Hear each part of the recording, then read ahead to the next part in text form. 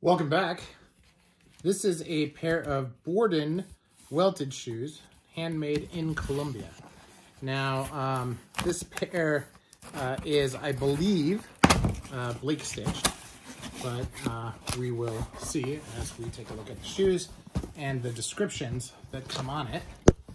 The shoe is in a big box. They're boots, and the box has some foam padding in it to try to keep it still. Not perfect. The box did break, but that's okay. I'm not really all that fussed about that. So let's see what we got here. So I know from watching the Shoe Snob unboxing that it has a thing here on the boots. It talks about it: veg tanned leather, Italian waxy rough out suede, semi-aniline calf leather as the lining, a veg tanned insole, Vibram Commando outsole, and then the midsole is a vegetable tanned leather. And then a little bit of stuff here about the collection is 100% made in Colombia with the best standards of craftsmanship, hand-lasted and handcrafted for highly experienced artisans, combined with a super eco-friendly production. Avoid raw material waste and overstock products that make a perfect and high-quality boot to enjoy at every single moment. Then many families depend strictly on our artisans' work, and we value every minute of their time and experience reflected in each decimeter of our boots. In addition to this, we want to continue avoiding retail through the production chain because we are direct buyers of all our raw materials, from leather to threads, thus avoiding rising production costs. It's also crucial for us to reduce the waste of raw materials, so we're focused on that fact in that this collection should be crafted strictly to order, avoiding store stock that raises the cost of production.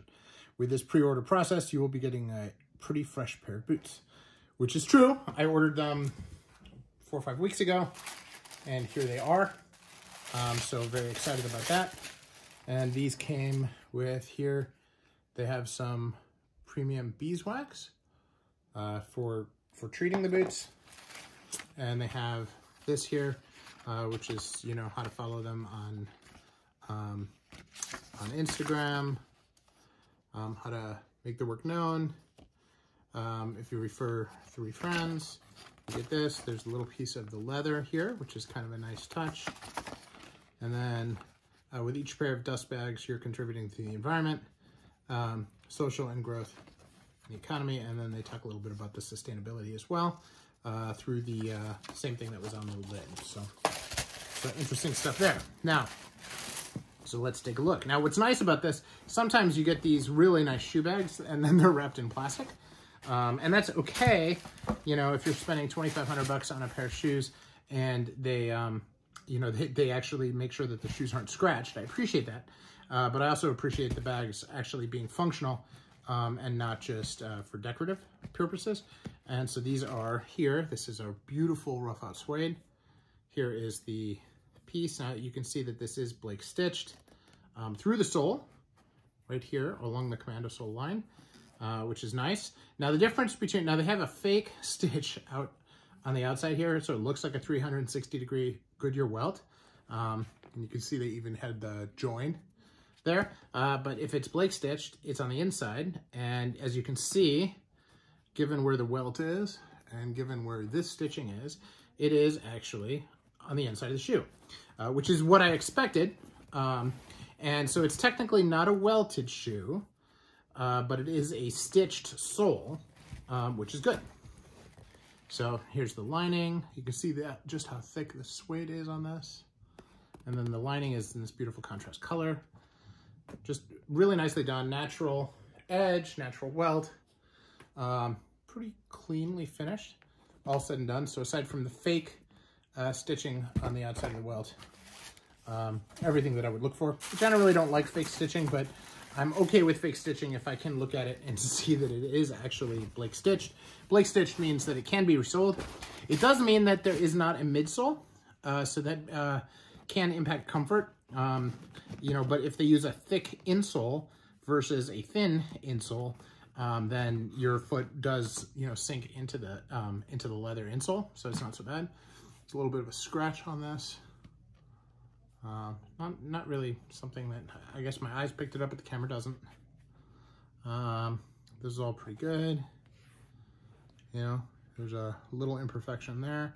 Nothing big. And these are boots, right? They're meant to be worn as boots, and these are going to be my winter boots. Now, this is not a thick lug.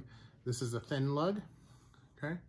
So for me, that's going to just be, you know, winter boots. So I like them. It's very, very waxy. I can feel the waxiness.